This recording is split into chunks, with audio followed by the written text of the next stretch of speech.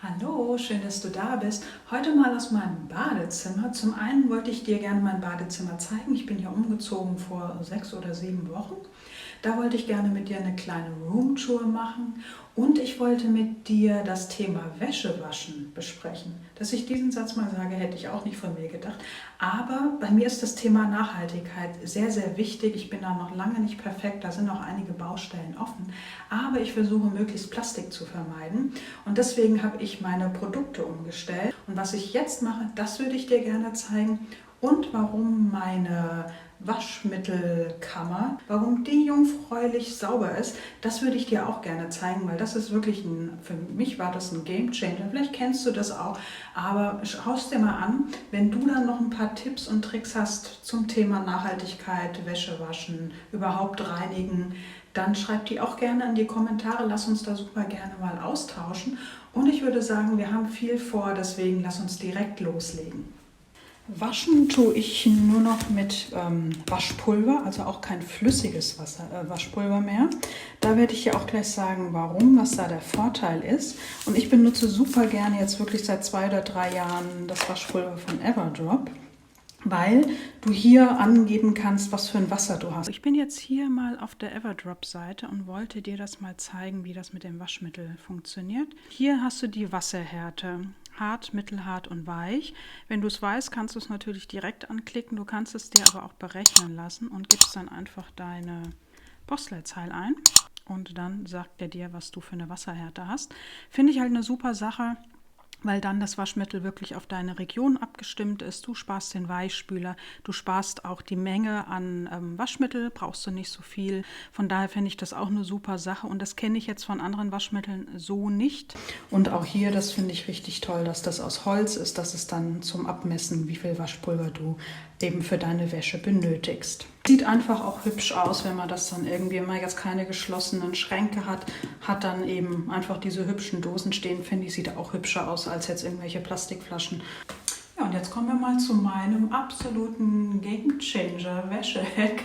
Wahrscheinlich, ich weiß nicht, ob du es kennst, aber für mich war das jetzt, ich mache das jetzt seit ich die Waschmaschine habe, seit einem Jahr. Und es ist einfach super, weil du nicht mehr diese Waschmaschine, dieses Fach, wo der Weichspüler oder das Waschmittel reinkommt, einfach nicht mehr einsaust, sondern das ist bei mir quasi unbenutzt und immer sauber. Und zwar mache ich Folgendes. So, was ich mache, ist, ich nehme einen wunderschönen Waschlappen und fülle da mein Waschpulver ein. Waschlappen. Und dann nehme ich einfach die Menge an Waschpulver, die ich brauche, und schütte das in meinen Waschlappen rein. Und dann klappe ich den Waschlappen einfach um, so ungefähr, dass er halb groß ist eben und so, dass mir das Waschpulver natürlich nicht mehr rausfällt. Dann habe ich da mein Waschpulver drin und das nehme ich dann und lege es einfach in meine Waschmaschine. Und dann kommt die Wäsche oben drauf, in dem Fall eben Handtücher oder was auch immer ich da wasche. Und ich lege das auch immer relativ weit hinten rein, damit sich das nicht vorne im Gummi irgendwie absetzt. Und dann einfach nur die Wäsche drauf und ganz normal waschen. Und das ist alles, was ich mache. Und das ist einfach so super, weil dann einfach dein Spülfach hier immer sauber bleibt, da keine Restbestände vom Waschmittel oder sonst was drin hängen bleiben, dass dann irgendwann dadurch die Wäsche anfängt zu riechen, weil sich da Bakterien gebildet haben, sondern dieses Fach ist immer klinisch sauber und das ist einfach super. Und es ist überhaupt keine Aktion, es bleiben auch keine Rückstände an der Wäsche dann hängen von dem Waschpulver, das löst sich komplett auf durch den Waschlappen, also es verteilt sich dann auch alles super und die Wäsche wird einfach super sauber. Ich benutze auch keinen Weichspüler, weil das ist auch für die Umwelt jetzt nicht das Beste, was man machen kann. Dann gibt es oft den Tipp, man kann ja dann auch Essig ins Wäschefach packen, das dann als quasi Weichspülerersatz. Soll man aber auch nicht machen, haben wir jetzt auch schon ganz viele Installateure gesagt. Das greift den Gummi an und lässt auch Rückstände in der Maschine zurück. Soll man also bitte möglichst auch nicht machen. Ich habe jetzt auch die Erfahrung gemacht mit dem Everdrop Waschmittel, was ich wie gesagt jetzt seit 2, 3 Jahren verwende, dass ich da auch keine Probleme mit zu harten Handtüchern habe, sondern die sind ganz normal weich, wie sonst auch. Wenn du das Gefühl hast, oh, es ist vielleicht doch irgendwie, es passt irgendwas nicht, dann kannst du das mit Natron mal probieren, aber auf keinen Fall Essig verwenden. Was auch noch, was ich mache, das ist so, mache ich alle 4 bis 6 Wochen, dass ich einmal die Maschine bei 60 Grad laufen lasse, ohne Wäsche drin, dass einfach wirklich alles nochmal ausgespült wird, falls es irgendwelche Rückstände gibt. Und natürlich unten dieses Flusensieb, das mache ich auch regelmäßig sauber, aber meistens so alle 2, 3 Monate nur, falls sich da irgendwas gebildet hat. Ja, und was ich auch benutze, sind Wäschesäcke. Also wenn ich jetzt irgendwelche Sachen habe, wo ich weiß, die sind ein bisschen arg fusselig oder so, dann stecke ich die gerne in einen Wäschesack.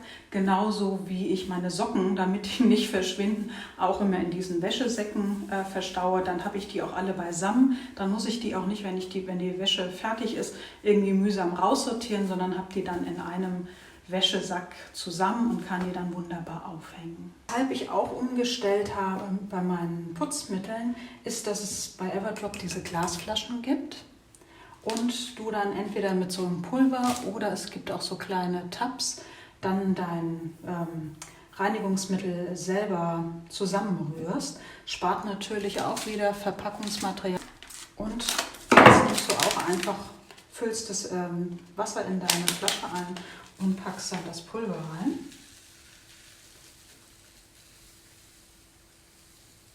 Wartest dann kurz und dann ist dein Putzmittel auch fertig.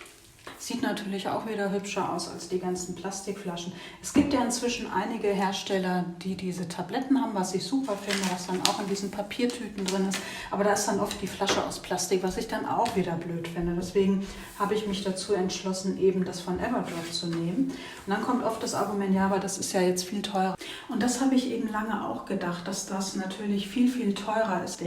Und das ist gar nicht teurer. Also ich habe es mal ausgerechnet, eine Flasche Reiniger, jetzt mal auf einen Liter umgerechnet, kostet 3,03 € oder 3,06 €.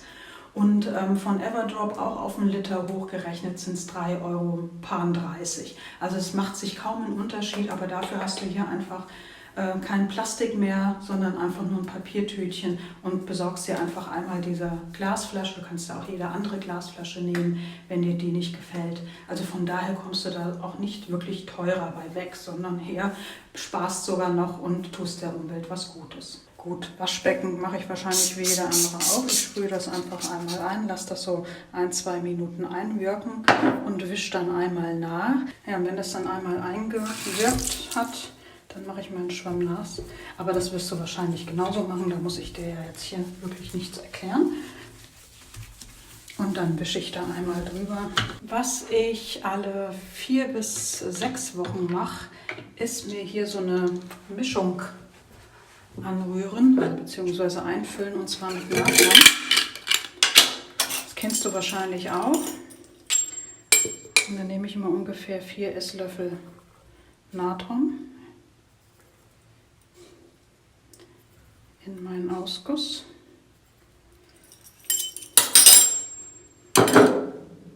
Und habe dann hier Essig. Du kannst Essigessenz nehmen. Ich nehme immer normalen Essig, den günstigen, und verdünne ein bisschen mit Wasser und schütte das dann rein. Und dann fängt der ganze Lumberlutsch nämlich hier das Schäumen an. Und wenn sich das beruhigt hat, dann spüle ich nochmal mit heißem Wasser nach. Dann fängt das Ganze nämlich schön an, den Abfluss zu reinigen und es riecht dann irgendwie nicht mehr. Also das mache ich einfach regelmäßig und seitdem habe ich auch keine Probleme mehr mit verstopften oder geruchsintensiven Abflüssen. Und jetzt siehst du, ist es schon gut.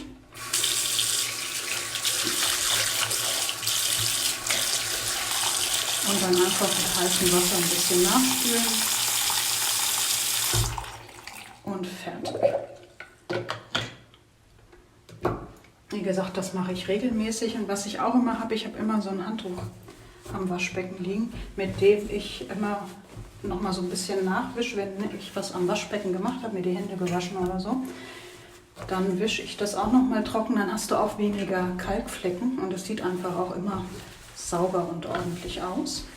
Ich würde sagen, genug geschnackt übers Wäschewaschen und Putzen. Ich zeige dir jetzt mal mein schönes neues Bad. Ich bin hier nämlich ganz glücklich, dass ich so ein riesiges Bad habe. Also wenn man reinkommt, ist dann hier gleich meine Waschmaschine. Ich habe eine schicke Badewanne. Dann ist hier so meine Wäschestation. Und hier habe ich noch so ein olles Ikea-Teil. Das werde ich mir irgendwann mal auf Füße stellen, weil mir das irgendwie zu niedrig ist. Da habe ich dann einfach mal so eine Holzplatte drauf gepackt, damit das ein bisschen schicker aussieht. Ja, wie gesagt, hier habe ich meine Badewanne. Hier bin ich gerade am Austesten mit Shampoo und Conditioner in fester Form. Bis jetzt komme ich ganz ehrlich gesagt noch nicht so gut damit klar. Wenn ihr da Tipps habt, also das ist jetzt von Benz und Anna. Wenn ihr da einen Tipp habt, also ich habe das Gefühl, dass meine Haare hinterher fettiger sind als vorher, dann schreibt mir das gerne mal in die Kommentare. Dann habe ich hier so ein kleines Regal mit einer Duftkerze, weil Duftkerzen, noch eine Duftkerze dürfen natürlich nicht fehlen. Dann habe ich hier so einen kleinen Hocker, wo ich dann abends meine Wäsche immer drauf lege. Hier habe ich dann noch eine wunderschöne, schicke Dusche. Und hier hängt dann auch immer ein großes Handtuch und eben mein Bademantel. Das hier ist die Tür nicht zum Balkon, sondern in den Wintergarten. Also das bleibt auch immer zu. Da werde ich mir überlegen, dass ich mir dann noch eine Pflanze hinstelle. Das wirkt jetzt auf dem Video nicht so, aber das ist Nordseite. Das heißt, das Bad ist relativ dunkel.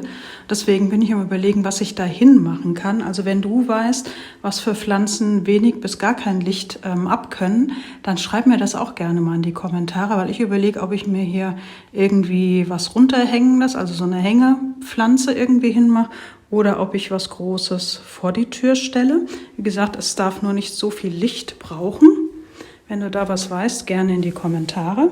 Dann hatte ich auch hier überlegt, ob ich noch irgendwie ein Regal hinmache. Brauche ich aber nicht, weil ich gar nicht so viel Sachen habe, um die da zu verstauen.